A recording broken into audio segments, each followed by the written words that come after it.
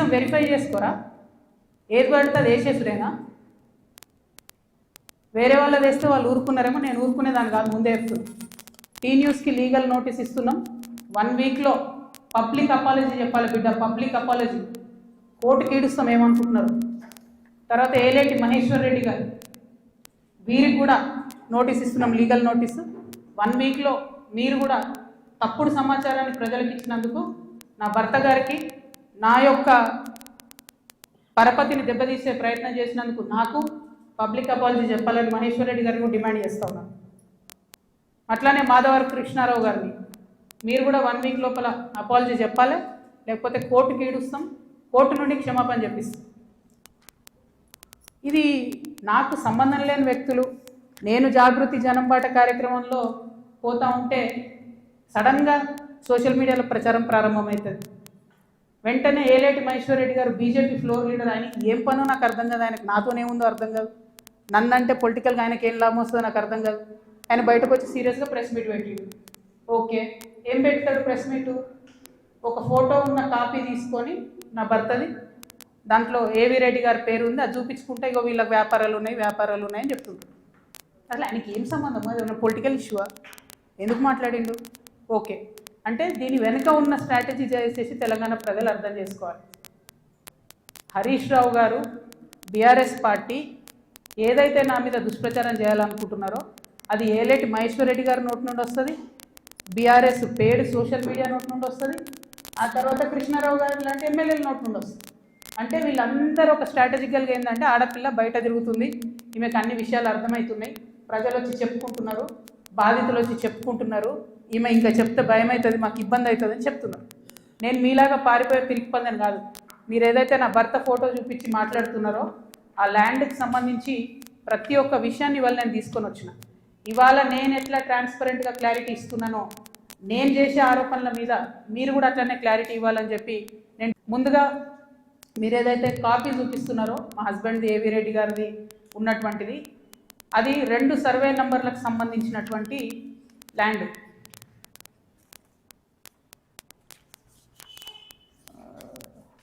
Brief ఇది అదేంటంటే 2010/2 2010/3 అనేటటువంటి భూమి. దీనికి 1975 నుండి కూడా ఈ భూమికి కంప్లీట్గా పట్టాలు ఉన్నాయి, దానికి పాస్బుక్లు ఉన్నాయి, కంప్లీట్గా ఇది ప్రైవేట్ ల్యాండ్. ఈ ప్రైవేట్ ల్యాండ్లో 4 వ్యక్తులు, 4 కొడుకులు, వాళ్ళకి మనిషి 4 ఎకరాలు వచ్చినాయి. ఈ మనిషి 4 ఎకరాలు వచ్చినటువంటి ఈ భూమిని అక్కడ ఒక కంపెనీ ఉంది, టేకంషా అనే కంపెనీ. ఆ టేకంషా అనే కంపెనీకి 37 ఎకరాలు ప్రభుత్వము అమ్మింది ల్యాండ్ ఒకప్పుడు. వాడేం చేసిండు, ఆ అమ్మిన ల్యాండ్తో పాటు ఈ ప్రైవేట్ వాళ్ళ భూమి కూడా లోపలేసుకొని కాంపౌండ్ వాళ్ళు పెట్టుకున్నాడు. ఈ ప్రైవేట్ వాళ్ళంతా కాంపౌండ్ వాళ్ళకి పోయింది కాబట్టి వాళ్ళంతా ఈ రియల్ ఎస్టేట్ వ్యాపారంలో ఉన్నటువంటి మా హస్బెండ్ ఇంకా కొంతమంది దగ్గరకు వచ్చారు. ఈ 16 ఎకరాల భూమికి దాదాపు ఒక 20 మంది ఆ భూమిలో ఉన్నారు. అందులో మా భర్త కంపెనీ కూడా ఒకటి.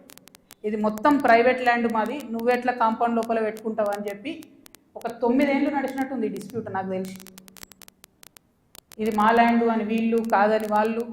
ఫైనల్గా 2019లో లోక్ అదాలత్లో, ఇగో ఇది బీఆర్ఎస్ గవర్నమెంట్ ఇచ్చిన పాస్బుక్, అది ప్రైవేట్ ల్యాండ్ అని చెప్పి ఫైనల్గా లోక్ అదాలత్లో 2019లో ఈ టేకంషా అనే కంపెనీ ఈ 16 ఎకరాలు ప్రైవేట్ పట్ట వీళ్ళందరూ కూడా కాంప్రమైజ్ అయింది. 2019లో ఎప్పుడైతే కాంప్రమైజ్ అయినరో ఆనాడే ఆ ల్యాండ్తో నాకు కానీ నా భర్తకు కానీ సంబంధం లేదు. ఆ పట్టేదారుల తరఫున ఉండి కొట్లాడినటువంటి మా భర్త గారు, వాళ్ళ ఫ్రెండ్స్, వాళ్ళ కంపెనీ అందరూ కూడా ల్యాండ్ అమ్మేసి బయటకు వచ్చేసి. ఎప్పుడు? 2019. 2019లో మా హస్బెండ్ బయటకు వచ్చేసిన తర్వాత 2022లో ఫస్ట్ పర్మిషన్ బీఆర్ఎస్ గవర్నమెంట్లో ఫస్ట్ పర్మిషన్ ఇచ్చింది కన్స్ట్రక్షన్కి, 12 ఎకరాల ల్యాండ్కి కన్స్ట్రక్షన్. మరి పట్టా భూమి అయితే ఎందుకు ఇచ్చిన పర్మిషన్? మరి గవర్నమెంట్ భూమి అయితే ఎందుకు ఇచ్చిన పర్మిషన్? 19లోనే మా హస్బెండ్ ఎగ్జిట్ అయిపోయింది అక్కడితో. 22లో పర్మిషన్ వచ్చింది ఆ ల్యాండ్కి. మరి ప్రభుత్వ భూమి అయితే ఎట్లా ఇచ్చారు పర్మిషన్? సంతకం పెట్టింది ఎవరు? కేటీ రామారావు గారు. అంటే ఇప్పుడు మాధవరం కృష్ణారావు గారు ఏమంటుండు? కేటీ రామారావు గారు సంతకం పెట్టిండు అంటున్నా. కేటీ రామారావు గారు సంతకం తప్పంటుండా? ప్రభుత్వ భూమిని కేటీఆర్ గారు సంతకం పెట్టి ఇచ్చిందంటురా? ఏమంటుండ్రు? ఆ విషయం ప్రజలకు చెప్పాలి ఫస్ట్. ఇప్పుడు నేను ఆరోపణ చేస్తాను ఏంది, ఎలక్షన్కి పోయే ముందు అక్టోబర్ 7, 2023 అందరం ఎలక్షన్ దాంట్లో ఉన్నాం. ఎలక్షన్ జోన్లో ఏదైతే ల్యాండ్తో 2019లో మా భర్తకు సంబంధం లేకుండా పోయిందో 2023 అక్టోబర్లో బీఆర్ఎస్ ప్రభుత్వం కేటీఆర్ గారి మినిస్ట్రీ నుంచి 5 ఎకరాలకు చేంజ్ ఆఫ్ ల్యాండ్ యూజ్ ఇచ్చింది. అంటే ఇండస్ట్రియల్ భూమిని రెసిడెన్షియల్ భూమి కింద మార్చుకోవచ్చు అని చెప్పింది. మరి ఇది ఎట్లా వచ్చింది? ఏంది ఇది? ఎందుకు ఇచ్చారు ఎలక్షన్ కన్నా 2 రోజుల ముందు? ఏం లావాదేవీలు జరిగినాయి? దీంట్లో కృష్ణారావు గారి పాత్ర ఏంది? ఈ వ్యాపారం చేసే వ్యక్తి మీ సుట్టమట కదా, ఆయన పేరు నేను ఎందుకు చెప్తా బయట, కానీ మీ సుట్టమట కదా, మరి మీరు చేయించుకురా దగ్గరుండి? ఏంది ఇది? దీనికి నాకు సమాధానం చెప్పాలి. కేటీఆర్ గారు చెప్తారా, బీఆర్ఎస్ పార్టీ చెప్తుందా, కృష్ణారావు గారు చెప్తారా? దీనికి సమాధానం చెప్పాలి. ఎట్లా ఇస్తారు చేంజ్ ఆఫ్ ల్యాండ్ యూజ్? ఈ ల్యాండ్తో మాకు సంబంధమే లేదు.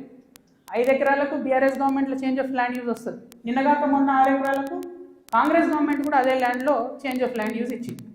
అంటే బీఆర్ఎస్ వాళ్ళు సపోర్ట్ చేసిన వ్యాపారవేత్తల్ని యాజ్ ఇట్ ఈస్గా కాంగ్రెస్ వాళ్ళు కూడా సపోర్ట్ చేస్తున్నారు. ఏంది ఇది? మరి ఎవరికి అండర్స్టాండింగ్ ఉంది? నాకుందా అండర్స్టాండింగ్? నీకుందా? మీ గుంపులు ఉన్న మనుషులది ఇగో ఇదే ఏవి రెడ్డి గారితో నవనామి వెంచర్స్